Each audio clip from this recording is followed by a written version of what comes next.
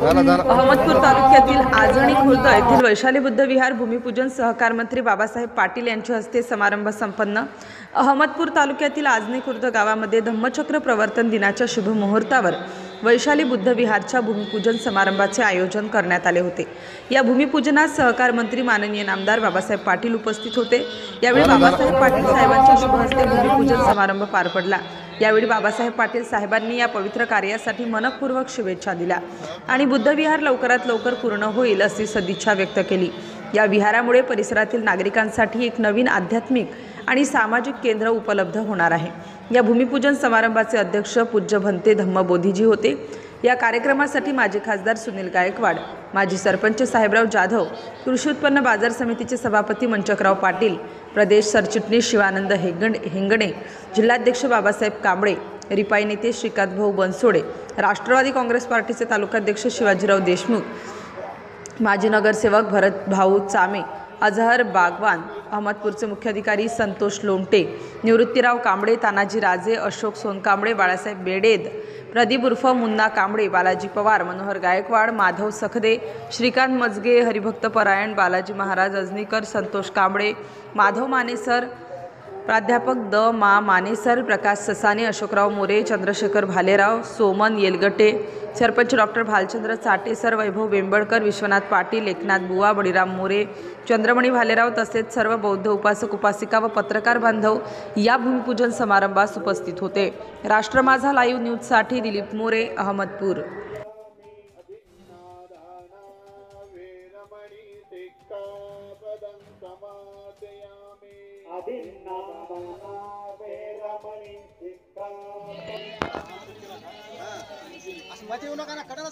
सबका मंगल होए रे